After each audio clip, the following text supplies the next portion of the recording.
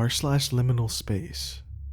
Founded in August of 2019 and now home to nearly 1 million members, r/LiminalSpace is a subreddit dedicated to a specific kind of eeriness. Those quiet, in-between places that both feel nostalgic and unsettling. Liminal spaces are the transitional areas we usually pass through without a second thought. Empty school hallways, abandoned shopping malls, desolate hotel corridors. They're not meant to be places where you stop and stay, but when they're captured in silence and stillness, something about them feels off. It's as if reality has paused, like the world is holding its breath. There's no visible threat, yet the unease creeps in all the time. You feel like something should be there, but it's not. The subreddit's description captures this perfectly. A liminal space is the time between what was and the next. It is a place of transition, waiting, and not knowing. Liminal space is where all transformation takes place, if we learn to wait and let it form us. Personally, I've always found liminal spaces deeply eerie, but strangely comforting. They take me back to my childhood, to simpler times, when playgrounds, arcades, and quiet summer halls held their own kind of magic. A time when I didn't fully understand the world, and maybe that's what made it so mysterious. As I scroll through the subreddit, one of the first posts that catches my eye is titled, Clown Room - Slide Rooms. It's reminiscent of something straight out of the Backrooms, particularly level 152, a seemingly infinite tube maze network. But you could argue it mimics a number of different Backrooms levels that feature surreal, childlike slides. The video opens in a blue room, clouds painted along the walls, evoking a children's indoor play area. 5 slides dominate the space, 1 red, 1 green, 1 yellow, 1 light blue, and 1 purple. The camera pans slowly as the person filming approaches a cutout of a clown tucked ominously in the corner. Then, to the right, we see another red slide, larger and more imposing.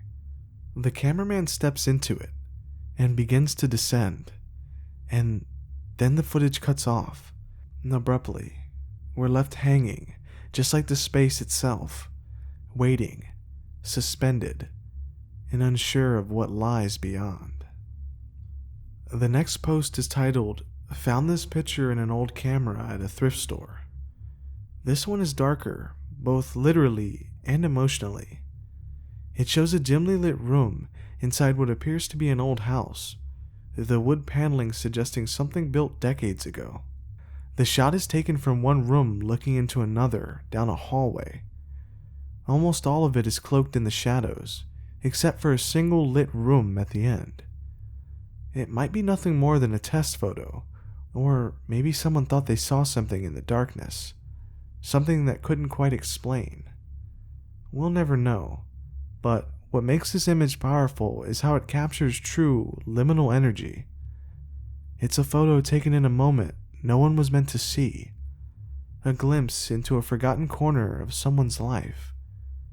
And that mystery, the silence and the stillness, is what makes it linger in your mind. Another post stands out. An unsettling photo from an engineering textbook. At first glance, it's harmless, a straight road flanked by light poles, stretching off toward a distant rainbow. But the longer you stare, the more unsettling it becomes. The road leads nowhere.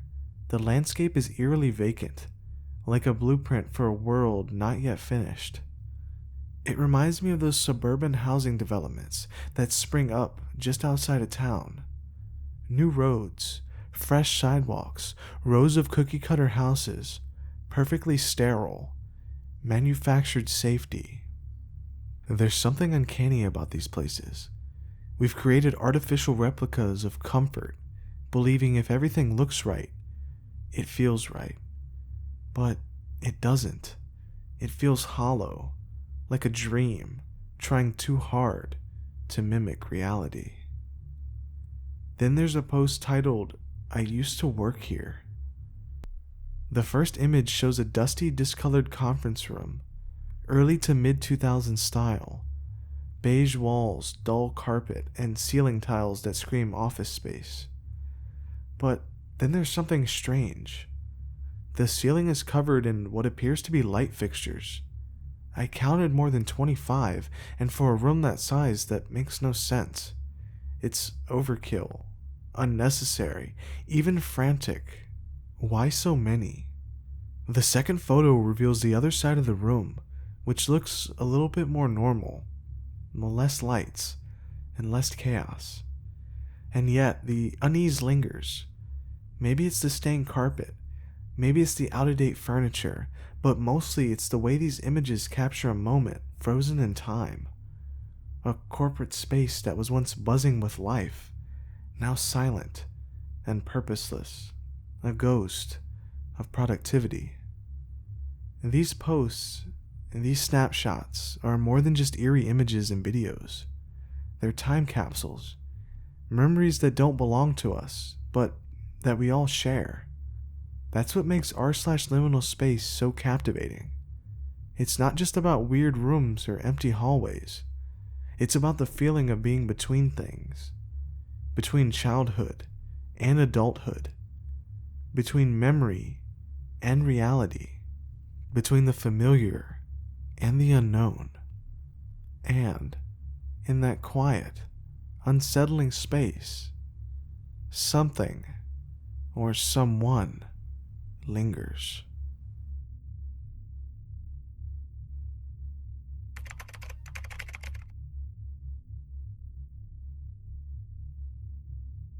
r/CursedVideos. Founded in April of 2017 and currently home to over 277,000 members. This subreddit is as cryptic as it is unsettling. Its description isn't a typical welcome message. Instead, it greets you with a string of glitched, corrupt text. "Welcome to our home." It looks like corrupted code or a possessed keyboard, but one thing is clear. This subreddit is not like the others. It exists in the spaces between reality and nightmares, between glitch art and true horror.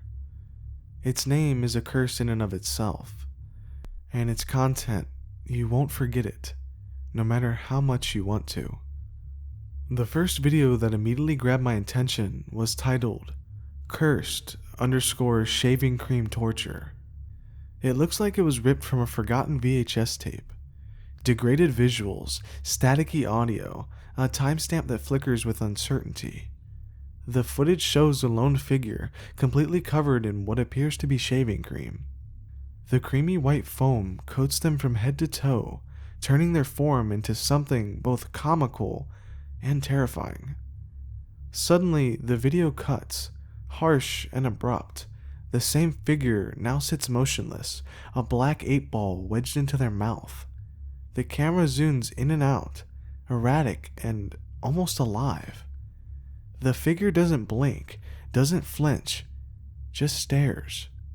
A hollow, frozen stare that drills past the lens and right into your soul. Look closely in the background and you'll spot strange paper cutouts on the wall. Replicas of the figure, duplicated like a shrine. Who filmed this? Why was it uploaded? No one knows, but it feels less like performance art and more like a cry from another dimension. One we weren't supposed to witness, and one we'll now never escape. Then comes a post titled, "Cursed," was figuring out how to install a game and stumbled across these videos. This one is terrifying in a quieter, more personal way. A Reddit user going by little_shower_6454 explains that their PC used to belong to their father. While trying to install a game, they stumbled upon strange videos stored deep in the system, videos that their father claims he's never seen. The footage shows what looks like a wedding reception. The camera pans over people laughing and talking in a language the user doesn't understand. A commenter later suggests it's Turkish, but nothing else is known. No metadata, no background, no explanation. And that's where the true horror lies. How did these videos get there? Was the PC secondhand, or worse, did something happen that their father doesn't remember, or even refuses to remember? Maybe the video belonged to someone who no longer exists, maybe someone who was erased. That uncertainty lingers like a chill on the back of your neck. The next post is called Cursed House Party, but it's no party you'd ever want to be invited to. The video opens in a dark, windowless basement. The camera moves slowly, uneasily, panning across a room filled with what at first look like people. But they aren't people. They're life-size dolls, mannequins, or something in between. There are over 20 of them, and each one is fully clothed, wigs styled, and some even have makeup applied. They're posed in unsettling positions, as if frozen in mid-motion, and surrounded by more clothes, accessories, and what looks like DIY doll-making supplies. It's deeply disturbing, like walking into the secret lair of someone who's trying to make human replacements, or preserve something long lost. A commenter, Eternal_Refrigerator, draws a chilling parallel to the case of Anatoly Moskvin, a Russian man who exhumed the corpses of young girls and turned them into dolls that he kept in his own home. Police footage of Moskvin's apartment shows dozens of these figures, eerily similar to what we see in this video. Is this the work of a copycat, or is it something worse? What's more terrifying than what's shown is what we don't know. Who made the dolls? Why? Were they ever alive? Where was this filmed, and why was it posted anonymously to Reddit? There are no answers, only questions. And that's what makes the subreddit so unnerving. Not the gore, not the visuals, but the unresolved tension. The what-ifs that fester in your mind long after you scroll away. This subreddit doesn't just disturb you, it infects you.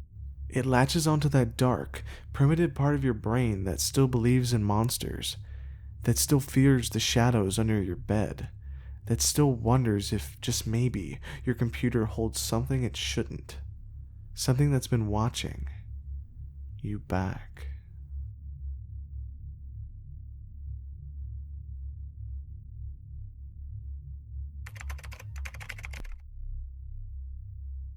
r/NotSafeForLife, founded in December of 2020 and with nearly 500,000 members.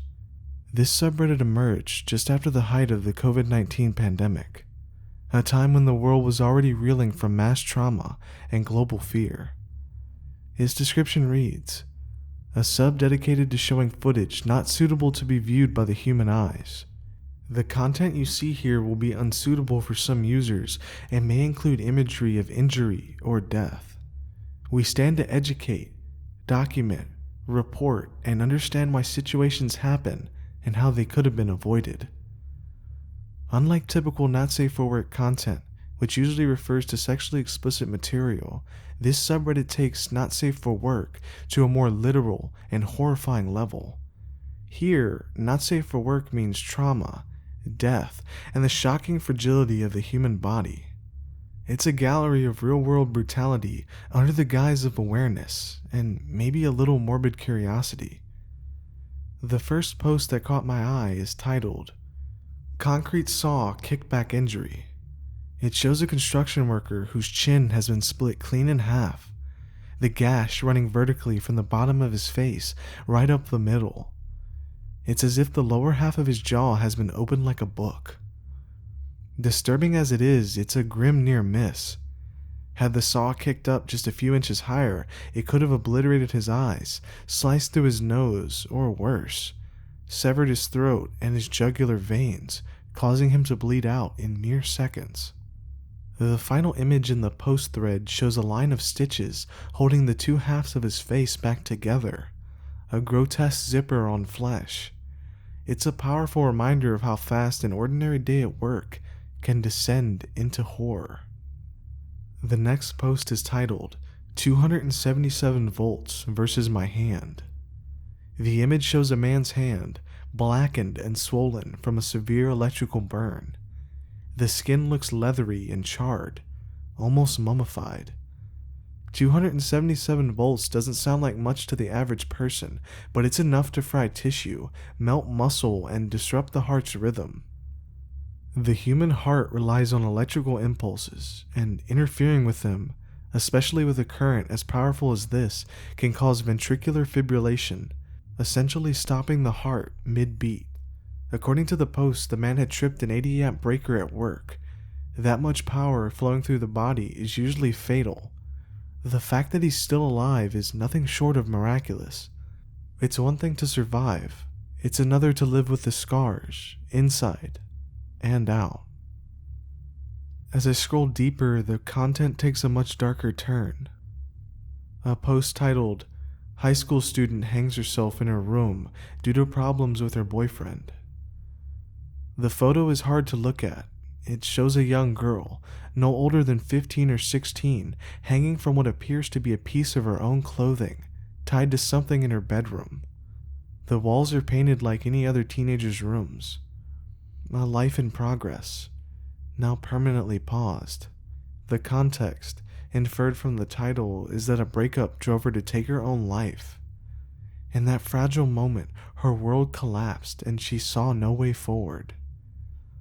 I can't help but imagine her parents walking into the room expecting to find their daughter scrolling through her phone or doing her homework, and instead, they found her lifeless body swaying in silence. Some pain doesn't have words, and this is one of those pains. But the most devastating post I found was titled, "Aftermath and Reconstruction of a Suicide Attempt Using a Shotgun Under the Chin."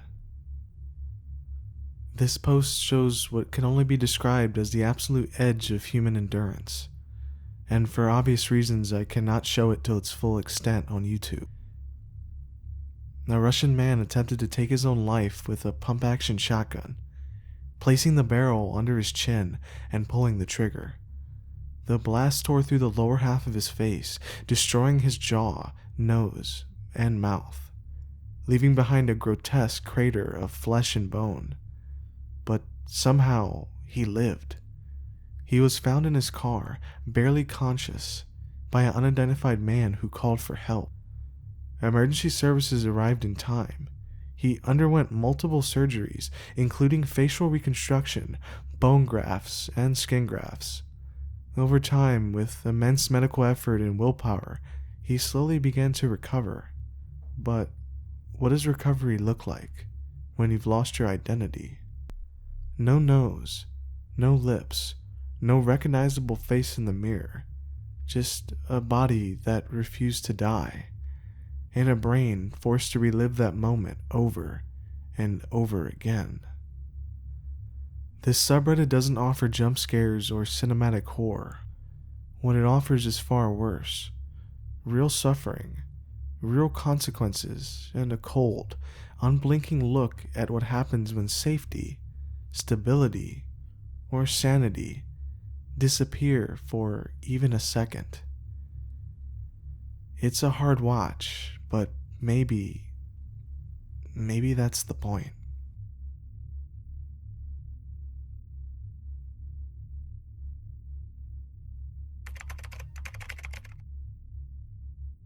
r/MorbidReality. Founded in April of 2012 and now home to over 1.1 million members, r/MorbidReality is one of the darkest corners of Reddit. Its description reads, "Welcome to r/MorbidReality, a subreddit devoted to the most disturbing content the internet has to offer.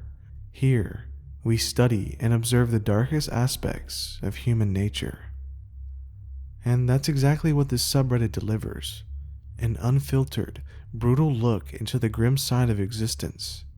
There's no sugarcoating here, just raw, disturbing truths that leave a mark on your mind. One of the first posts I come across is titled, "Baby towers were structures used for disposal of unwanted or deceased infants." Just reading this title is enough to stop you in your tracks. These so-called baby towers, also known as abandoned infant towers, were small stone or brick structures with an opening at the top, allowing parents to discard of unwanted babies. Dead, disabled, or simply born the wrong gender, often female, these infants were tossed into the tower, never to be seen again. It's said that these towers were a donation from the wealthy, a more humane alternative to drowning newborns in the river, which was horrifyingly common at this time. The tower often took the shape of pagodas, not for decoration, but with a darker purpose. The belief was that the spiritual energy of the children would be suppressed within the structure, preventing them from reincarnating. Let that sink in. Babies are being discarded en masse, their spirits deliberately trapped. It's a chilling reflection of how deeply cultural and economic pressures can warp human morality. And while it may seem like a relic of the distant past, echoes of this kind of cruelty still exist in places where life is cheap and birth is a burden. The next post brings us forward in time, but no closer to comfort. In 2002, Chechen militants took 912 people hostage at Moscow's Dubrovka theater. Russian forces ended the siege by pumping a fentanyl-based gas into the building. Over 130 hostages died, not from bullets, but from the gas itself. The first photo is haunting. It shows rows of red theater seats littered with bodies. Some were hostages and some were the Chechen militants. But in that moment, every one of them was still, lifeless, silenced by a chemical cloud they never saw coming. The gas, made from carfentanil and remifentanil, is a synthetic opioid cocktail. Carfentanil is 10,000 times more potent than morphine and is normally used to sedate elephants. When inhaled by humans in a closed space, death comes quickly and cruelly. Victims likely collapsed where they sat, unable to breathe, their nervous systems shutting down. Many would have choked on their own tongues. What makes this even worse is that paramedics weren't told what kind of gas had been used. They rushed in blind, unprepared to treat opioid overdoses. Every second counted, but the information that could have saved lives was kept a secret. Imagine going to a play, a date night with your partner, or a family outing, and finding yourself trapped in a nightmare. Then imagine that the very forces meant to save you made a cold decision to treat everyone as collateral. Another photo shows heavily armed Russian special forces inside the theater. Camouflage uniforms, automatic rifles, cold faces. Did they even hesitate? Did they even know what would happen next? Where are these men today? Did they go home afterward? Did they eat dinners with their own families? And do they sleep well at night? Another photo shows two doctors, or at least men in white coats, dragging a lifeless body outside. There's no dignity here, just silence and the weight of failure. Over 100 families shattered, lives lost not in crossfire, but in the shadow of indifference. And why did the militants do it? They were Chechen separatists, demanding the withdrawal of Russian troops from Chechnya. Their goal was political, but their method was terror, and the cost was horrific. Events like these don't just live in history books, they haunt us, because they remind us of how fragile life really is, and how ruthlessly expendable it can become. The next post takes us from mass tragedy to a quieter but equally terrifying mystery, the Springfield Three. On June 7th, 1992, in Springfield, Missouri, 3 women vanished without a trace. Their names were Cheryl Levitt, Susie Streeter, and Stacy McCall, a mother, her daughter, and her daughter's friend. The girls had just graduated high school, They were supposed to go to a water park the next day, but they never made it. Police found their purses, makeup, and cars still at the house. Nothing was stolen. There were no signs of a struggle. It was as if the three had been plucked from reality, leaving behind only confusion and fear. And decades have passed and still no one knows what happened. No bodies, no solid leads, just a void. A cold case that feels like it was sealed by the hands of something inhuman. Imagine someone you love, your sister, your mother, your best friend, just disappearing. Not even the closure of knowing they're gone, just the not knowing. The silence, the unanswered calls, the dreams that turn to nightmares when weeks become years. That's the kind of horror r/MorbidReality brings to light. It's not about gore or jump scares. It's about truth. The reality of what people do to one another. And what gets left behind when the story has no ending.